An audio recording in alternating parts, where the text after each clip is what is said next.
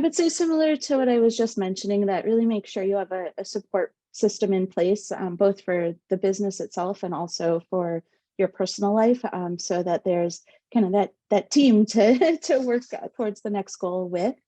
I certainly did, I got a certificate in veterinary business, and I've been doing research and learning to prepare myself for this, but also I feel like I have a lot to look forward to and learning. And I realized like I don't have to know it all on day one. I can work towards learning those skills and building on those skills that I already have. Hey everyone, I'm your host, Courtney Post, and this is Let's Vet Together by Suvetto, a show where we'll be highlighting stories of growth, ownership, and well-being in the veterinary industry and having real conversations about how we can make veterinary medicine better for everyone.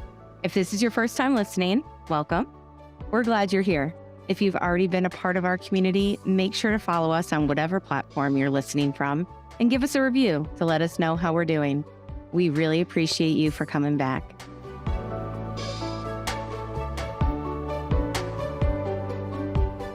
To Let's Vet Together. Before we dive into our conversation today, which I am so excited is going to focus on one of our Suvetto pillars, ownership, I want to turn the microphone over to Dr. Erica Esser to introduce herself, tell us a little bit about herself, and also share her favorite local or just personal treat as she shares a little bit about herself and again, her Let's Vet Together treat of choice. So Dr. Esser, welcome to Let's Vet Together, and we'd love to hear a little bit about yourself. Oh, thank you so much for having me. Good morning. So I'm Dr. Erica Esser. I'm the medical director and managing partner at West Loop Veterinary Care, Streeterville. We opened about a month ago, and I'm thrilled to be doing this interview to share some of the excitement around that.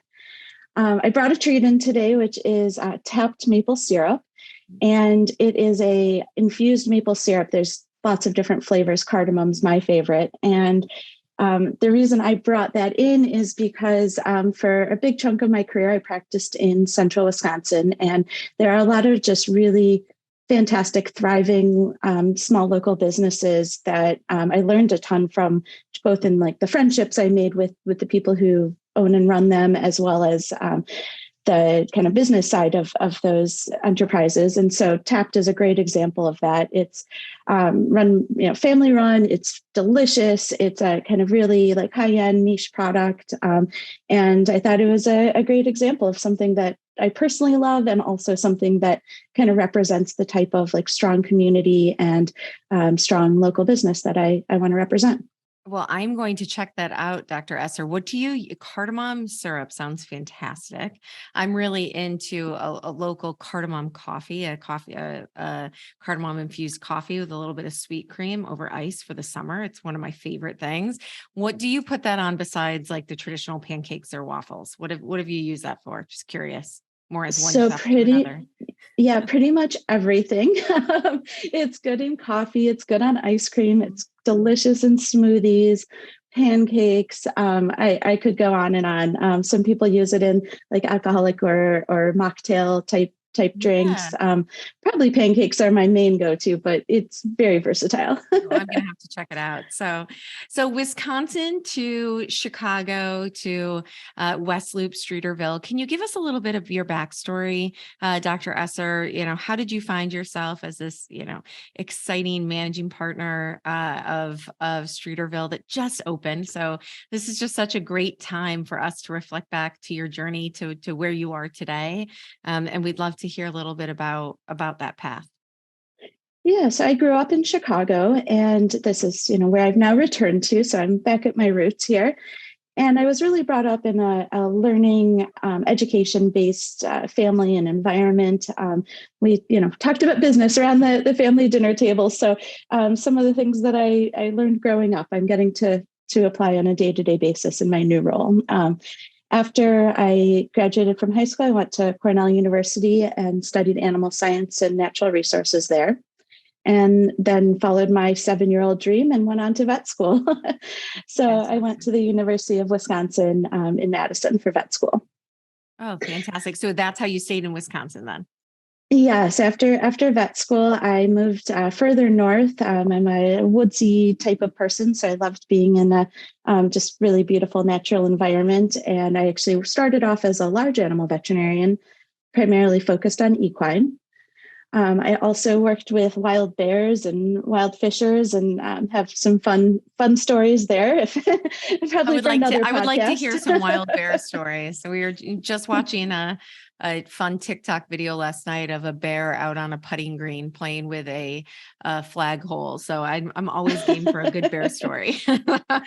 Well, mine centered more around anesthesia, and I helped some researchers with putting GPS collars and conducting other studies with the bears. I ran the anesthesia for them. Oh, that's fantastic. That's super Yeah. exciting. So large animal and bears to back to small animal and practice ownership. When did that shift happen? For sure. So I really fully used my DVM degree to its full extent. The beautiful thing is when you graduate from vet school, you have a license to work on any species besides humans. So I've really explored that. And in, I believe, 2014, I left large animal practice and started a year of teaching at a veterinary technical college. So I taught vet techs for a year. And that was a super valuable experience. It kind of let me reteach myself for small animal, as well as really learning the value of my technical colleagues, and just really, I respect so much the schooling that they go through and the skills that they have. So that was a fantastic experience, and I like to bring some of those teaching skills into my current role as medical director, and as even previous to that as an associate veterinarian. Yeah, what a great way for you to kind of, like you said, shift back to small animal medicine in a really safe place as a Mm-hmm. teacher. I have so many friends that are veterinarians that, do worry about staying current and using those skills. And when you go to make a shift, especially with the very overachieving personality that all veterinarians have, it's nice to be able to create space for yourself to get comfortable again. And that what a great place to do it, teaching technicians. So Yeah, it was a fantastic experience. And then I did transition to small animal after that. So I've been doing small animal practice ever since then. I started up in Wisconsin at a great practice at Courtney Veterinary Care, which is a local general practice. But because it's in had really built its reputation and was fairly isolated from other referral type institutes, we saw a huge range of cases, and I had fantastic mentorship there.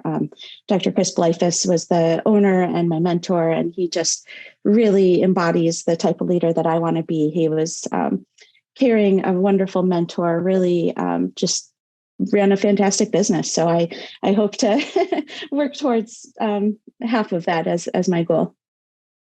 Dr. Esser, at the time that you were working in Wisconsin and had this fantastic mentor, were Mhm. you starting to think about practice ownership? Like when did that, really, has it always remained a goal of yours, or when did it become a goal of yours? I'm just interested in your journey to really stepping into not just a leadership role, but an ownership role as well. Yeah, so I would say it was definitely on my mind, but I was also a new mother, and just, really kind of figuring out small animal practice. So it wasn't something I was ready for at that time. But like I said, even just growing up, business and learning and education and leadership, those were dinner table conversations. And so that's something that's always been kind of in the back of my mind. And while I wasn't ready yet, I thankfully am now. So Yeah. So talk to us about that. Like, when did you know you were yeah. ready?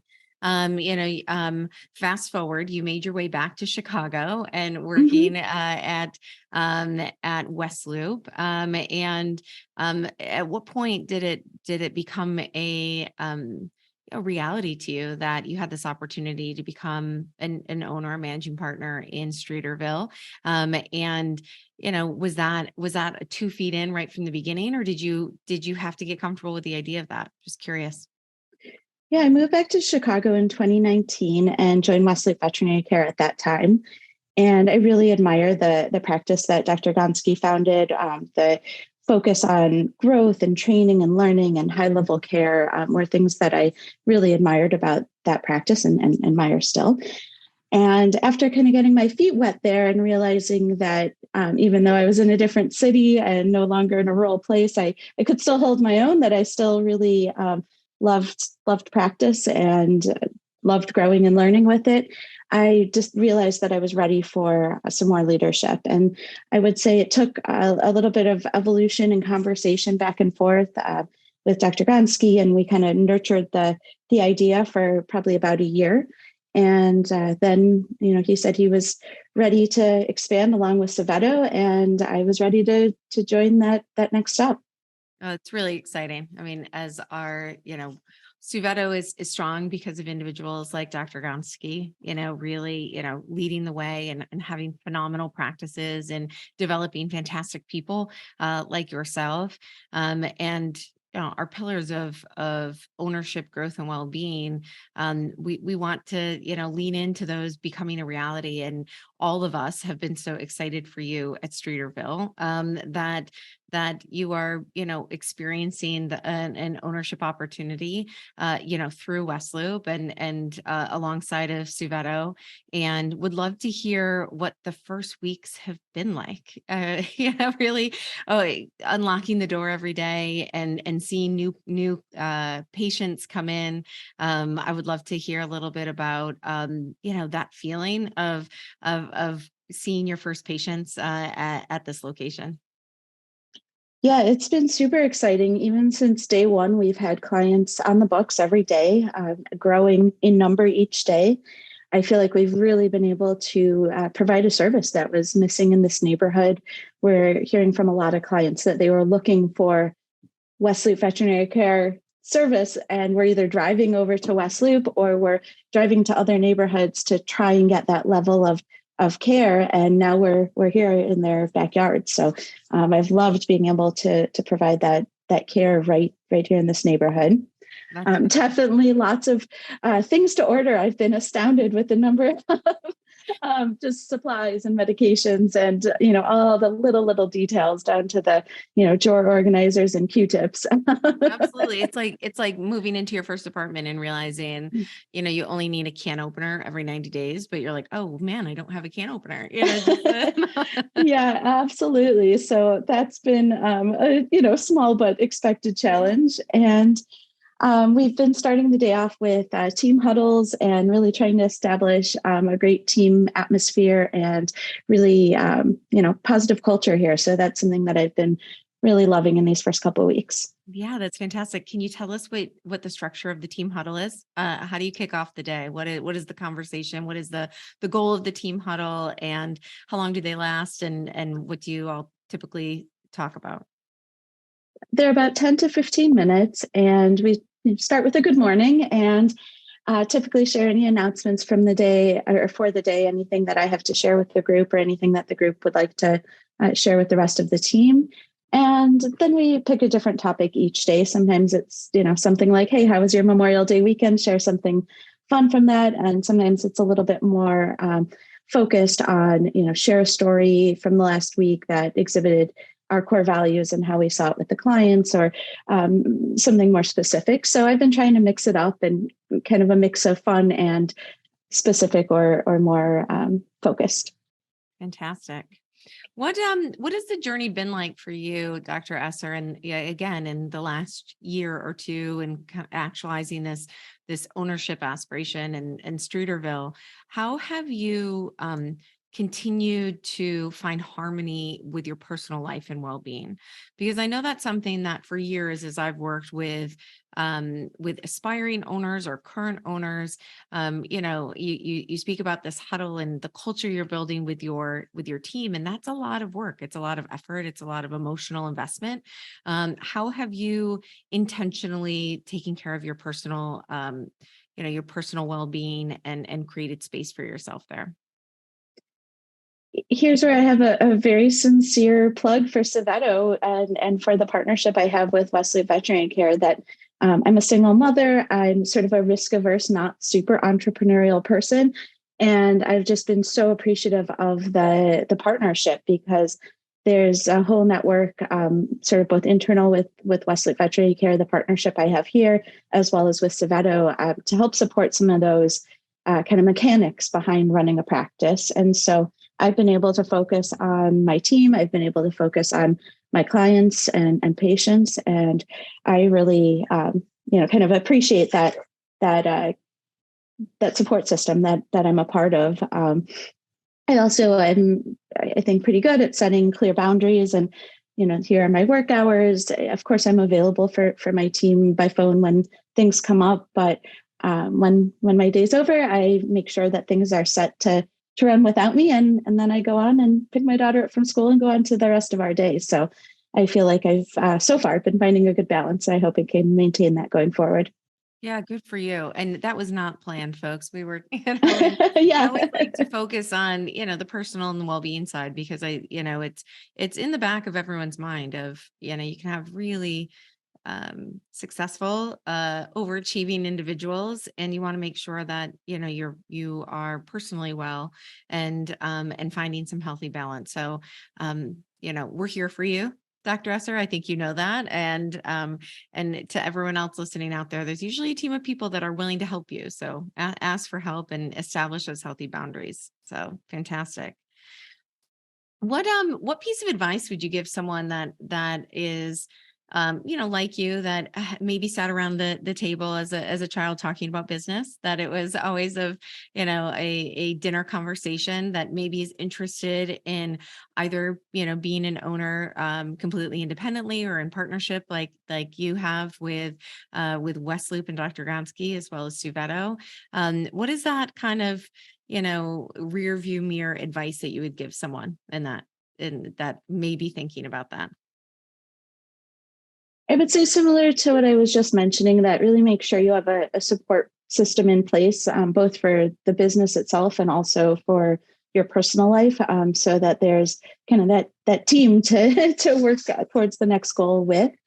I certainly did, I got a certificate in veterinary business, and I've been doing research and learning to prepare myself for this, but also I feel like I have a lot to look forward to and learning. And I realized, like, I don't have to know it all on day one. I can work towards learning those skills and building on those skills that I already have. Oh, that's great advice, that, to not have to have the answers day one, that they will come to you, that you'll continue to look for resources and surround yourself with individuals that can help. And you're going to learn along the way. It's a continuous journey. So, Dr. Esser, what are you most excited about for Streeterville's future? Like, what is it that, now that the doors are open and it's a reality, and you have your team of people as well as the clients you're serving, what excites you about the future? I'm really excited about being able to grow the practice, being able to serve more pets and people in Streeterville, being able to establish our reputation as a super high level of care in veterinary medicine, and not only growing the team for our clients and for their pets, but also for our team here. We've got a fantastic kind of base team that's starting off the practice, and we have 2 more doctors joining us this summer, more support team coming on as well. And I really want this to be a place where they can grow their careers and personally grow. It's really exciting. Any other things that you would share with our listeners? Any podcasts you've listened to that you've loved, or books that you've read that you've loved, that have motivated you along the way? I am definitely a news junkie, so I listen to NPR on all my car rides, read the New York Times several times a day. So I like to just kind of stay attuned to what's going on in the world.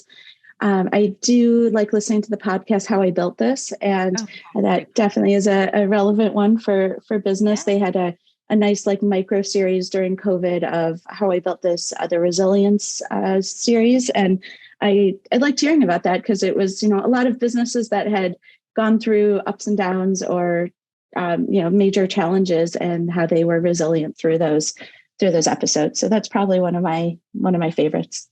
Yeah, we share the interest in that podcast. I love that podcast. I always have. It's a great one to walk to or take a car ride to. It's motivating Mm-hmm. and very interesting.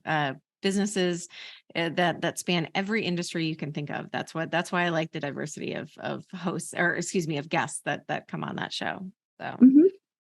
Well, thank you so much, Dr. Esser, for joining us. Best of luck to you and everything at Streeterville. You are really a beacon of what we are building here at Suveto, and we couldn't be more excited to be in partnership with you. So thank you so much for coming on Let's Vet Together. Thanks for having me. It was a lot of fun.